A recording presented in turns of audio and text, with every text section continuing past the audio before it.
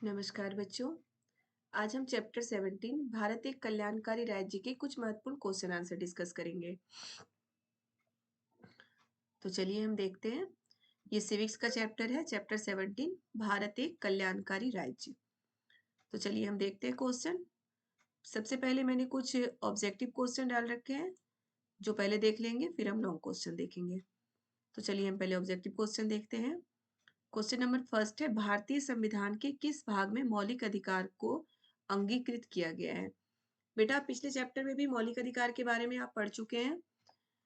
मौलिक अधिकार कितने होते हैं? 6 होते हैं हमारे मौलिक अधिकार। तो अब हम देखते हैं कि भारतीय संविधान के किस भाग में मौलिक अधिकार को अंगीकृत किया गया है।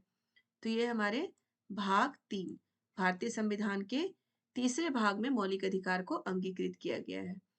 अब है क्वेश्चन सेकंड, नीति निर्देशक सिद्धांतों का उद्देश्य क्या है?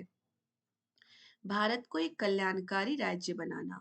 ठीक है, नीति निर्देशक सिद्धांतों का उद्देश्य क्या है? आंसर है भारत को एक कल्याणकारी राज्य बनाना, यानी कि भारत को एक बहुत ही अच्छा देश बनाना जो कि जिसमें सभी का कल्याण हो।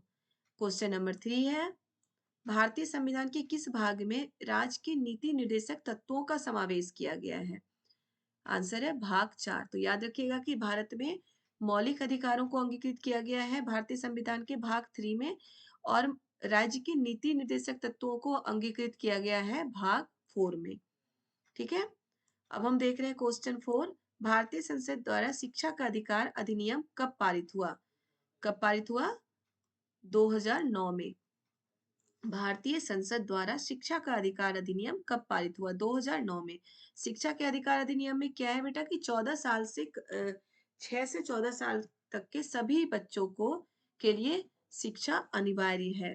यही है शिक्षा का अधिकार अधिनियम, यानी कि सभी को शिक्षा का अधिकार है। ठीक है, क्वेश्चन नंबर 5 है, बच्चों के लिए मुफ्त व अनिवार्य शिक्षा को सुनिश्चित करने के लिए कौन सा संविधान संशोधन किया गया? कौन सा है? 46वां संविधान संशोधन, बच्चों के लिए मुफ्त व अनिवार्य शिक्षा को सुनिश्चित करने के लिए 2009 में शिक्षा का अधिनियम पारित किया गया था, और शिक्षा के अधिनियम में ही था कि बच्चों के लिए मुफ्त और अनिवार्य शिक्षा को सुनिश्चित किया जाए। ये बच्चों के लिए मुफ्त और अनिवार्य शिक्षा, बच्चे यानी कि 6 से 14 साल तक के बच्चों के लिए मुफ्त और अनिवार्य शिक्षा का मतलब कि अधिनियम पारित किया गया था, जिसमें क्या है कि 6 से 14 साल तक के बच्चों के लिए जो गवर्नमेंट स्कूल है उसमें कोई फीस नहीं ली जाएगी, और इसी के तहत उन्हें मिड डे मील, जो दोपहर का भोजन हम कहते हैं, वो मिलता है उन बच्चों को। तो बेटा क्वेश्चन नंबर फर्स्ट फिर से देखिए, भारतीय संविधान के किस भाग में मौलिक अधिकार को अंगीकृत किया गया है? भाग 3। नीति निर्देशक सिद्धांतों का उद्देश्य क्या है? भारत को एक कल्याणकारी राज्य बनाना। भारतीय संविधान के किस भाग में राज्य के नीति निर्देशक तत्वों का समावेश किया गया है? भाग 4। भारतीय संसद द्वारा शिक्षा का अधिकार अधिनियम कब पारित हुआ? 2009। बच्चों के लिए मुफ्त व अनिवार्य शिक्षा को सुनिश्चित करने के लिए कौन सा संविधान संशोधन किया गया? 46वां संशोधन। संशोधन का मतलब होता है बेटा सुधार। जब हमारा संविधान बना था तो उसमें एक ये भी पॉइंट था कि समय समय पर संविधान में संशोधन किया जाएगा, यानी कि सुधार किया जाएगा। मनुष्यों की, जो हमारे देश की जनता है, उनकी आवश्यकताओं के अनुसार संविधान में संशोधन किया जाएगा। इसलिए भारत के संविधान को लचीला संविधान कहते हैं, कि इसमें संशोधन का प्रावधान है, यानी कि सुधार का प्रावधान है। क्योंकि आज से 50 साल पहले जो व्यक्ति थे उनकी मतलब कि इच्छाएं बोल लो, या फिर उनकी जो जरूरत है कुछ और थी, और अभी के लोगों की जरूरत कुछ और है। आज से 50 साल बाद जो लोग आएंगे उनकी जरूरतें कुछ और होंगी। तो उसके अनुसार संविधान में समय समय पर संशोधन किया जा रहा है। ठीक है, अब हम लॉन्ग क्वेश्चन देखते हैं। देखिए पहला क्वेश्चन क्या है, कल्याणकारी राज्य से आप क्या समझते हैं? आंसर है, ये सरकार की एक ऐसी अवधारणा है जिसमें राज्य नागरिकों के आर्थिक और सामाजिक कल्याण को बढ़ावा और संरक्षण देने में महत्वपूर्ण भूमिका निभाता है। यह धन की समानता तथा उचित वितरण के सिद्धांतों पर आधारित है। यह उन नागरिकों के कल्याण की जिम्मेदारी लेता है जिन्हें न्यूनतम साधन की भी उपलब्ध नहीं है। कल्याणकारी राज्य का मतलब क्या है? मतलब कि वैसे नागरिकों के कल्याण की जिम्मेदारी लेता है कल्याणकारी राज्य जिन्हें न्यूनतम साधन भी उपलब्ध नहीं है, यानी कि कम से कम साधन भी जीने के लिए जिन्हें उपलब्ध नहीं है, उनके कल्याण की जिम्मेदारी कौन लेता है? कल्याणकारी राज्य। और यही कल्याणकारी राज्य हमारे भारत को बनाया गया है। ठीक है, नेक्स्ट क्वेश्चन हम देखते हैं। क्वेश्चन नंबर 7 है, संविधान निर्माताओं ने भारत को कल्याणकारी राज्य बनाने का निर्णय क्यों लिया? जब भारत स्वतंत्र हुआ, आंसर है, जब भारत स्वतंत्र हुआ तो इसके सामने असंख्य समस्याएं और चुनौतियां थी। आर्थिक रूप से भारत की हालत अत्यंत दयनीय थी तथा सामाजिक दृष्टि से भी भारत में समस्याएं थी। सामाजिक असमानता थी तथा अ, कमजोर वर्ग जीवन यापन के बुनियादी साधनों से वंचित थे। इसलिए संविधान निर्माताओं ने भारत को एक कल्याणकारी राज्य बनाने का निर्णय लिया। क्या है, क्यों निर्णय लिया था संविधान निर्माताओं ने भारत को कल्याणकारी राज्य बनाने का? जब भारत आजाद हुआ था बेटा, हम सभी को पता है उस समय भारत की आर्थिक स्थिति और सामाजिक स्थिति बहुत ही वीक थी। सामाजिक रूप से भी हम कमजोर थे और आर्थिक रूप से भी हम कमजोर थे। तो इसी को मतलब भारत की जो ऐसी दयनीय स्थिति थी उसी को सुधारने के लिए भारत को कल्याणकारी राज्य बनाने का निर्णय लिया गया था कि जो बुनियादी साधनों से वंचित है, यानी कि जो समाज, जो लोग, जो एक समूह बुनियादी साधनों से वंचित है, उन्हें आगे बढ़ाने के लिए मतलब उनको आगे बढ़ाया जाए, उनको आगे बढ़ाने के लिए साधन दिए जाएं। जो बुनियादी साधनों से वंचित है उन्हें वैसे साधन दिए जाएं ताकि वो भी आगे बढ़ के सब लोगों के साथ चल पाए। तो इसलिए भारत को कल्याणकारी राज्य बनाने का निर्णय लिया गया था। अब है क्वेश्चन नंबर 8, राज्य के नीति निर्देशक तत्वों की प्रमुख श्रेणियों का उल्लेख कीजिए। कौन कौन से हैं राज्य के नीति निर्देशक तत्व? सामाजिक और आर्थिक समानता को बढ़ावा देने वाले सिद्धांत। फर्स्ट, सामाजिक और आर्थिक समानता को बढ़ावा दिया गया था कि सामाजिक रूप से सभी समान हैं और लोगों को इतना स्ट्रांग बना दिया जाए कि आर्थिक रूप से भी सभी करीब करीब समान हो। दूसरा क्या है? गांधीवाद विचारधारा से संबंधित सिद्धांत। गांधीवाद यानी कि गांधीवादी विचारधारा क्या थी बेटा? कि हम अहिंसक तरीके से रहेंगे, अपनी मांग करेंगे, यानी कि हम हिंसक नहीं होंगे, मारपीट नहीं करेंगे, किसी का नुकसान नहीं करेंगे, अपनी चीजों की जो हमारी जरूरत है उनकी मांग जरूर करेंगे, अपने अधिकारों की मांग जरूर करेंगे, लेकिन अहिंसक तरीके से। तीसरा है अंतरराष्ट्रीय शांति और सुरक्षा संबंधित सिद्धांत और विविध सिद्धांत। अंतरराष्ट्रीय शांति तथा सुरक्षा संबंधी सिद्धांत यानी कि पूरे विश्व में शांति बनाए रखने की कोशिश करेंगे और सुरक्षा बनाए रखने की कोशिश करेंगे। ये है राज्य के नीति निर्देशक तत्वों की मतलब राज्य के नीति निर्देशक तत्वों के जो प्रमुख श्रेणी है वो ये है 3।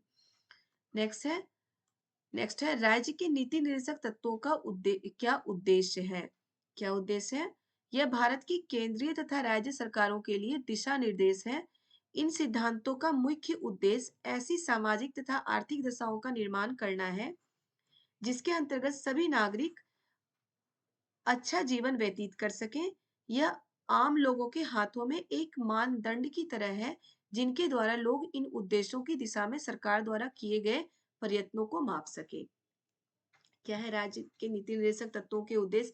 बेटा अभी तक मैंने जितने भी क्वेश्चन डाला है नीति निर्देशक तत्वों के का ही डाला है क्योंकि ये इंपॉर्टेंट पॉइंट है और इस पे कई तरह के क्वेश्चन आते रहते हैं एग्जाम में। तो चलिए देखते हैं राज्य के नीति निर्देशक तत्वों का उद्देश्य क्या है। यह भारत के केंद्रीय तथा राज्य सरकारों के लिए दिशा निर्देश है, यानी कि केंद्र और राज्य सरकार के लिए दिशा निर्देश है कि उन्हें किस तरह के कार्य करने चाहिए।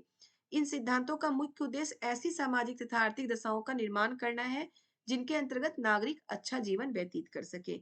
यह आम लोगों के हाथों में एक मानदंड की तरह है जिनके द्वारा लोग इन उद्देश्यों की दिशा में सरकार द्वारा किए गए प्रयत्नों को माप सके। तो बेटा ये वही है कि लोगों को सरकार ऐसे प्रयत्न करे जिससे कि हमारे कमजोर वर्ग के जो लोग हैं वो भी ऊपर उठ सके। क्वेश्चन नंबर 10 देखिए, राज्य के नीति निर्देशक तत्व मौलिक अधिकारों से भिन्न कैसे हैं? मौलिक अधिकार आप पिछले चैप्टर में पढ़ चुके हैं, अब हम नीति निर्देशक तत्व पढ़ रहे हैं। तो ये मौलिक अधिकार से भिन्न कैसे है?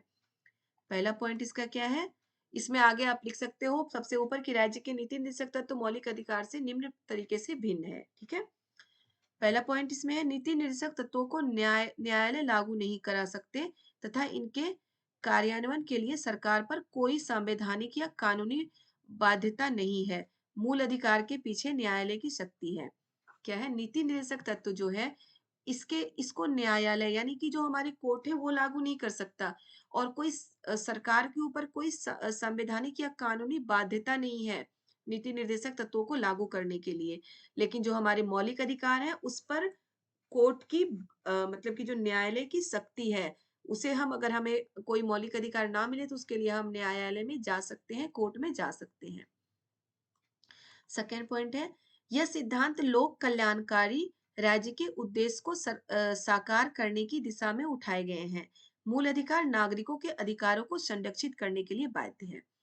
क्या है, यह सिद्धांत जो नीति निर्देशक तत्व है, यह सिद्धांत लोक कल्याणकारी राज्य के उद्देश्य को साकार करने की दिशा में उठाए गए कदम है।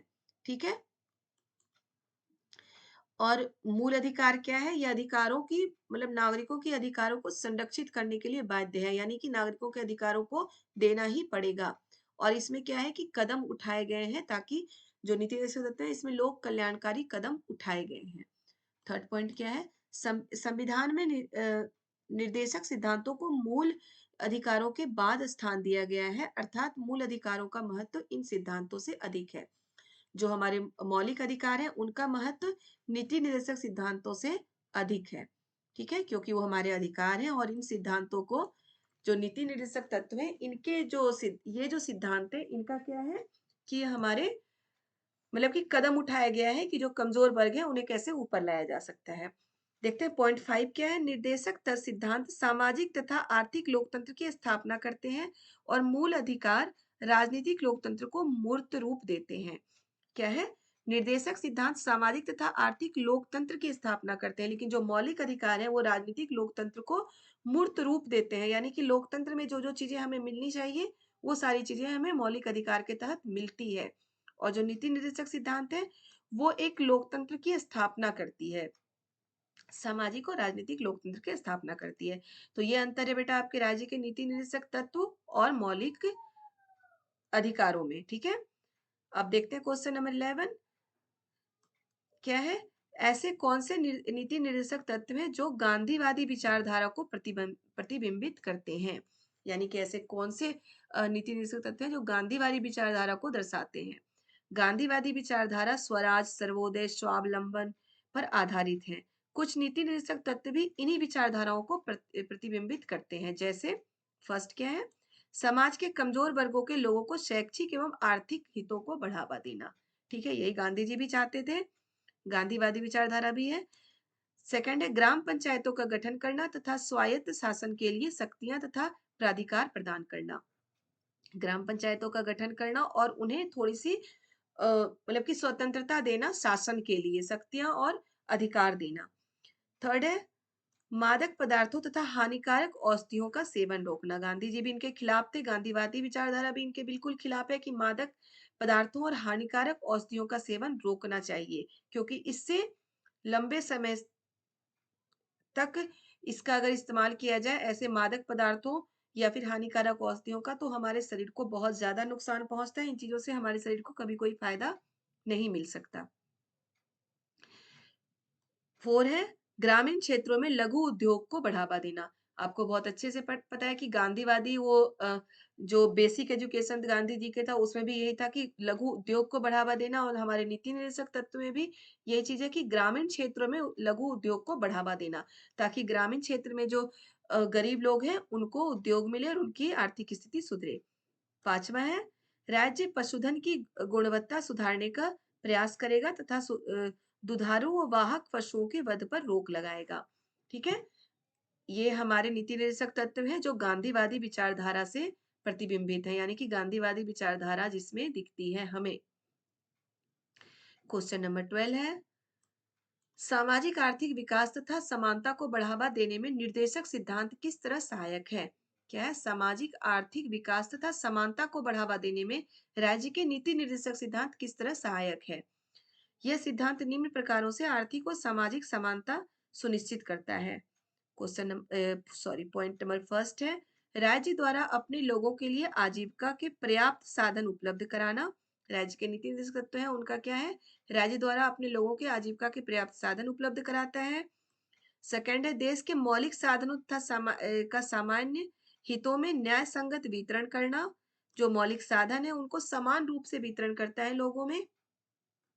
थर्ड है संपदा का वितरण इस ढंग से करना जिससे संपदा का केंद्रीकरण कुछ हाथों में ना हो। संपदा यानी कि जो हमारी अ, देश की संपत्ति है, संपत्ति या फिर अ, जो भी चीजें हैं, संपत्ति हर चीज होती है। जो हमारे पानी है वो भी हमारे देश की संपत्ति है, जल, हवा, हर चीज हमारे देश की संपत्ति है।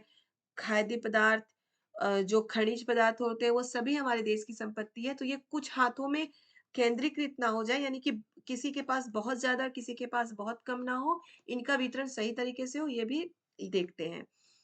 पॉइंट नंबर 4 है पुरुष तथा स्त्री के लिए समान कार्य के समान वेतन होना। पुरुष तथा स्त्री के लिए समान कार्य के लिए समान वेतन होना चाहिए। अगर दोनों ही एक ही तरह के कार्य कर रहे हैं तो उनका वेतन भी बिल्कुल समान होना चाहिए। 5 है 14 वर्ष से कम आयु आयु के बच्चों के लिए अनिवार्य और मुफ्त शिक्षा प्रदान करना, जो कि मिल रहा है सभी को। 14 वर्ष से कम आयु के बच्चों के लिए अनिवार्य और मुफ्त शिक्षा प्रदान करना।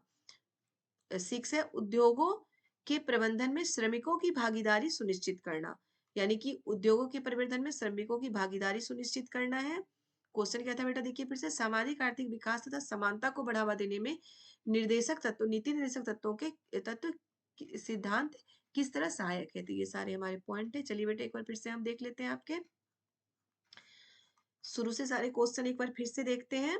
भारत एक कल्याणकारी राज्य, मतलब भारत को कल्याणकारी राज्य बनाने के लिए क्या चाहिए। तो भारत को कल्याणकारी राज्य बनाने के लिए नीति निर्देशक तत्वों का होना बहुत ही जरूरी है। चैप्टर का नाम ही है भारत एक कल्याणकारी राज्य, तो उसके लिए भारत नीति निर्देशक तत्वों का होना बहुत ही जरूरी है, नीति निर्देशक सिद्धांत का होना।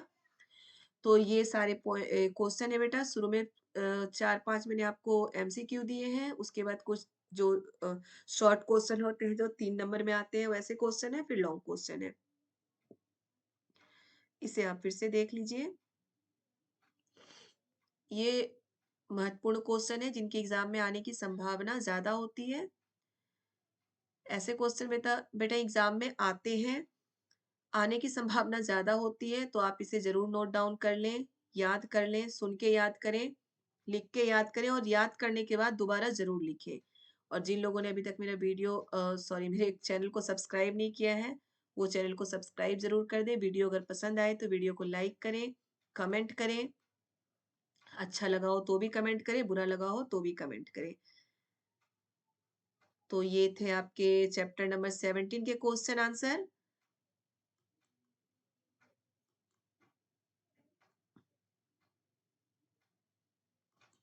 ये थे आपके चैप्टर नंबर 17 के क्वेश्चन आंसर। और इसके आगे मैं आपको चैप्टर नंबर 18 के क्वेश्चन आंसर डालूंगी, जो मैं आपको कल डाल दूंगी जिसका वीडियो। ओके बेटा, बाय बाय।